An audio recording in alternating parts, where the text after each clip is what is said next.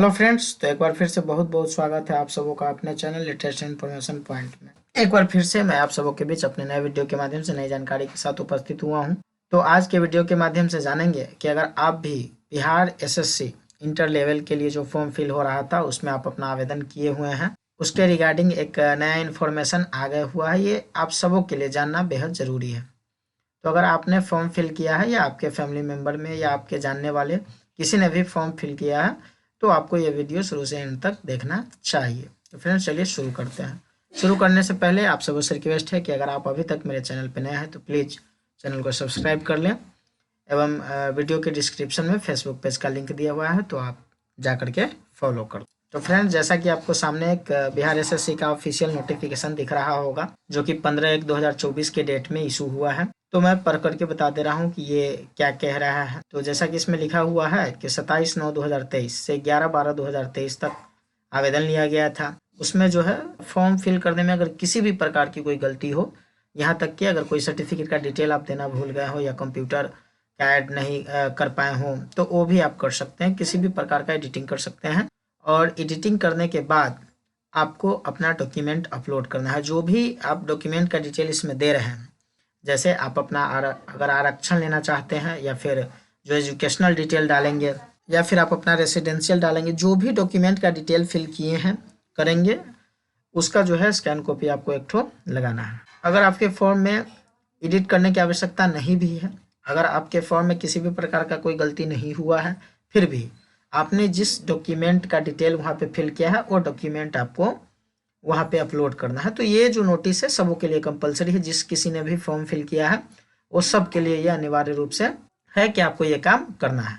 और इसके लिए डेट दिया गया है 18/1/2024 से लेकर के 18/2/2024, यानी कि टोटल 1 महीना का समय दिया गया है।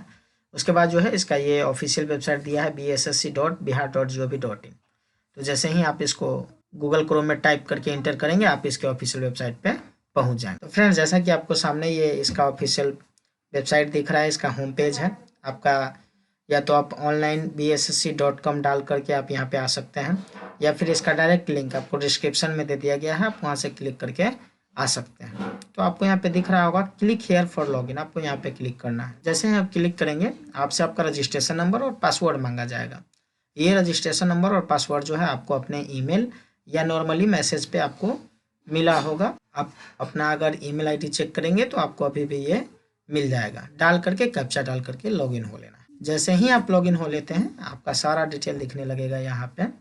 तो आप एक बार जो है अपना डिटेल देख लेंगे। अगर लगेगा कि सब सही है, इतना में कुछ सुधार करने की आवश्यकता नहीं है, तो आपको यहाँ पे टिक करना है, सेव एंड नेक्स्ट करके आपको आगे बढ़ जाना है। यहाँ पे टोटल 3 स्टेप है, पर्सनल डिटेल, एजुकेशनल डिटेल और अपलोड सर्टिफिकेट।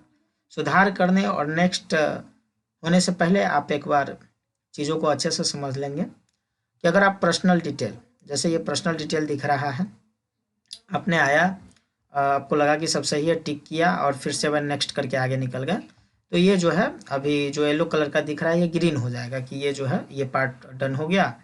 अब इस पार्ट में एडिट का ऑप्शन आपको मिलेगा। तो जो पार्ट आपका डन हो जाएगा, जिसको आप सेव करके नेक्स्ट कर दीजिएगा, उस पार्ट में आप दोबारा फिर कभी सुधार नहीं कर पाइएगा। आपको ये मौका दोबारा नहीं दिया जाएगा, दोबारा आप कर ही नहीं सकते हैं। आप अभी नेक्स्ट करके अभी बैक करके करना चाहेंगे एडिट तो नहीं हो पाएगा।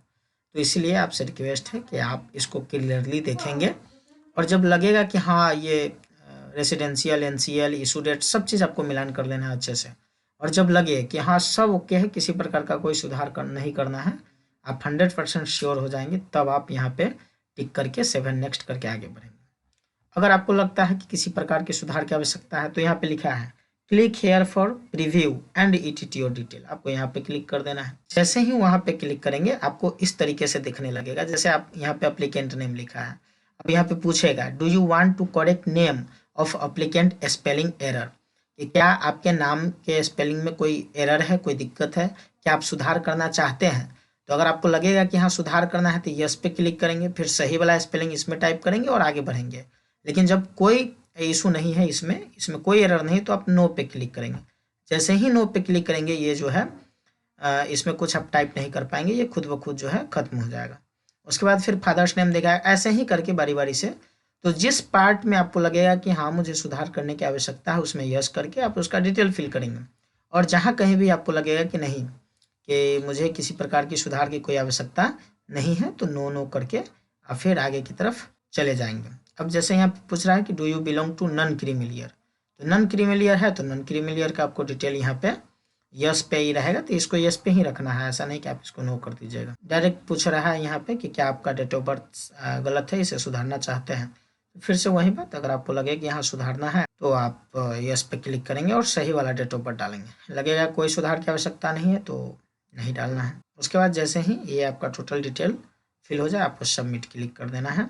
जैसे ही सबमिट पे क्लिक करेंगे आपको सारा डिटेल दिख जाएगा, फिर टिक करके 7 नेक्स्ट कर देना है, आगे बढ़ जाएंगे। तो फिर आप इस पार्ट में दोबारा कभी सुधार नहीं कर पाए। जैसा कि आप देख रहे हैं यहाँ पे पर्सनल डिटेल अब ग्रीन हो चुका है। इसका मतलब है कि मैं चाह करके भी अभी इस पार्ट में किसी भी प्रकार का एडिट नहीं कर सकता। उसके बाद आपको ये जैसे ही वो हो जाएगा पर्सनल डिटेल का पार्ट, उसके बाद एजुकेशनल डिटेल आपको सारा दिख जाएगा कि आपने क्या क्या डिटेल फिल किया था। इसमें आपको देख लेना है कि certificate number, date of passing या फिर नेम ऑफ इंस्टीट्यूट, किसी भी प्रकार का अगर कोई गलती है तो फिर आपको यहीं पे प्रीव्यू एंड एडिट, जैसा मैंने पहले दिखाया था ऐसे ही करके आपको एडिट कर लेना है। अब यहाँ पे एक चीज़ आपको नया दिख जाएगा कि जैसे बहुत से बच्चों ने कंप्यूटर का सर्टिफिकेट था तो डाले थे और टाइपिंग का नहीं था तो टाइपिंग का नहीं डाले थे। तो आप अगर चाहेंगे यहाँ पे नहीं भी अगर पहले से डाले हैं तो अब आप डाल सकते हैं, कोई दिक्कत नहीं है। अब जो है आप यहाँ पे कंप्यूटर का कोर्स का या फिर टाइपिंग का आप यहाँ पे ऐड कर सकते हैं, कोई दिक्कत नहीं है। जो भी ऐड करना चाहते हैं या जो भी एडिट करना चाहते हैं, फिर से वहीं सबमिट पे क्लिक करके आपको सारा डिटेल दिख जाएगा, टिक करके 7 नेक्स्ट करके आपको आगे आ जाना है। उसके बाद जैसे ही आप लास्ट वाले स्टेप में आएंगे आपको दिख जाएगा अपलोड डॉक्यूमेंट्स। अब बारी है कि क्या क्या डॉक्यूमेंट्स, क्या क्या सर्टिफिकेट जो है आपको अपलोड करना है। तो बारी बारी से मैं पढ़ करके बता दे रहा हूँ। तो जो भी डिटेल आपने फिल किया है, जैसे मैंने 10th का डिटेल फिल किया था, 10th का मार्कशीट अलग अपलोड करना है और 10th का सर्टिफिकेट अलग अपलोड करना है। फिर 12th का मार्कशीट, 12th का सर्टिफिकेट, एक फोटो आईडी प्रूफ, यानी कि जो अगर आधार नंबर आपने पहले दिया है तो आधार या फिर अगर आप वोटर आई डी कार्ड, जो भी आप पीछे एक वैलिड फोटो आईडी प्रूफ में जिसका भी नंबर दिए होइएगा वो आपको स्कैनिंग करके यहाँ पे लगाना है। उसके बाद जो है बिहार डोमिसाइल सर्टिफिकेट, आपने जो रेसिडेंशियल डाला है उस रेसिडेंशियल का। उसके बाद नॉन क्रीमिलियर अगर आप लगाए हैं, चाहे EWS लगाए हैं या फिर कास्ट सर्टिफिकेट लगाए हैं, जो भी लगाए हैं आपको वो अपलोड करना है। उसके बाद कंप्यूटर कोर्स का, आप अगर एक टाइपिंग वाला लगाए हैं तो टाइपिंग वाला, और टाइपिंग का जैसे हिंदी इंग्लिश अगर आपने दोनों के लिए डाला है तो दोनों ही आपको अपलोड करना है। अगर कंप्यूटर DCA या DCA के लिए लगाया है तो उसका, यानी कि जिस किसी एजुकेशनल डिटेल में जो कुछ भी आपने डाला है वो, और एक रेसिडेंशियल या फिर अगर आप कास्ट कैटेगरी के लिए कुछ लगाया है NCL, EWS या कास्ट सर्टिफिकेट एक ओ, और ये सभी जो है 50 KB से लेकर के 1 MB तक का हो सकता है। और ये सभी फाइल PDF में ही होना चाहिए, JPEG में कोई भी जो है फाइल अपलोड नहीं हो पाएगा, या फिर 50 KB से अगर कम होगा तो भी अपलोड नहीं हो पाएगा, और 1 MB से ज़्यादा होगा फिर भी अपलोड नहीं हो पाएगा। तो मैं एक बार फिर से रिपीट कर दे रहा हूँ कि 10th का मार्कशीट सर्टिफिकेट, 12th का मार्कशीट सर्टिफिकेट, उसके बाद आधार कार्ड, डोमिसाइल यानी कि निवास प्रमाण पत्र, नॉन क्रीमिलियर या EWS, जो भी अलग अलग कैंडिडेट का अलग अलग हो सकता है, जो जिस कैटेगरी से बिलोंग करते हैं वो अपना कैटेगरी सर्टिफिकेट।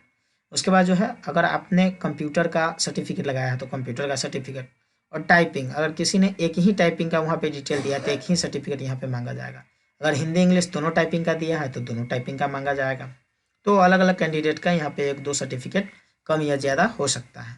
अब बहुत से ऐसे स्टूडेंट हैं जिनका हिंदी और इंग्लिश टाइपिंग सर्टिफिकेट एक ही है, तो एक ही को स्कैन करके दोनों पे आप डालेंगे। 10th का मार्कशीट और सर्टिफिकेट दोनों डाल देना है। अगर 10th या 12th क्या किसी के पास मार्कशीट है और सर्टिफिकेट नहीं है तो आप सर्टिफिकेट की जगह पे आप अपना प्रोविजनल, सबको मार्कशीट के साथ प्रोविजनल सर्टिफिकेट दे दिया जाता है। तो मार्कशीट में मार्कशीट और जहाँ सर्टिफिकेट मांगा जा रहा है 10th या 12th का, तो उसका प्रोविजनल अलग अलग, 10th का अलग प्रोविजनल होता है और 12th का अलग है।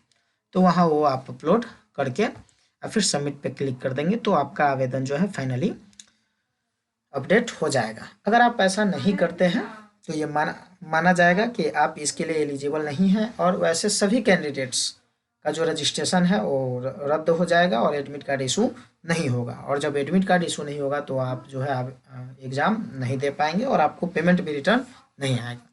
तो फ्रेंड्स, ये उन सभी स्टूडेंट्स के लिए जो है बहुत ही इम्पोर्टेंट जानकारी थी जो कि मैंने आपको अभी बताया। और ये लिस्ट भी मेरे थ्रू आपको मिल जाएगा कि हाँ कौन कौन सा डॉक्यूमेंट जो है और किस साइज में और क्या फॉर्मेट है अपलोड करने का। तो आपको ये निश्चित रूप से करना है, अगर आपसे संभव है तो ठीक है, नहीं तो फिर जो है आप अपने नज़दीकी साइबर कैफ़े से जा कर के करवा सकते हैं। अब मैं बात करता हूँ कि अगर आपको अपना रजिस्ट्रेशन नंबर, यूज़र आईडी और पासवर्ड नहीं मिल रहा है तो आप फिर से कैसे उसको रिकवर करेंगे। तो फ्रेंड्स, जैसा कि आप देख रहे हैं ये इसका डैशबोर्ड है। यहाँ पे आपको राइट साइड में एक ऑप्शन दिख रहा होगा फॉरगेट योर रजिस्ट्रेशन नंबर। अगर आपको रजिस्ट्रेशन नंबर ही याद नहीं है तो यहाँ से फॉरगेट कर सकते हैं। हालांकि रजिस्ट्रेशन नंबर सबके पास होना चाहिए क्योंकि उसके रिसिप्ट पे भले ही पासवर्ड ना हो लेकिन रजिस्ट्रेशन नंबर ज़रूर होगा। तो रजिस्ट्रेशन नंबर अगर नहीं पता है तो यहाँ क्लिक करके बाकी का डिटेल डाल करके आप लेंगे। और अगर रजिस्ट्रेशन नंबर पता हो, पासवर्ड नहीं पता हो, तो यहाँ नीचे एक ऑप्शन है फॉरगेट योर पासवर्ड। क्लिक करने के बाद जो भी डिटेल आपसे मांगा जाएगा वो आप देंगे, आपके मेल पे मैसेज के माध्यम से फिर से आ जाएगा। तो फ्रेंड्स, आशा है कि वीडियो आपको अच्छी लगी होगी, आपके लिए ये लाभदायक होगी। जाते जाते आप सबसे फिर से रिक्वेस्ट है कि अगर आप अभी तक चैनल पर नए हैं तो प्लीज़ चैनल को सब्सक्राइब कर दें।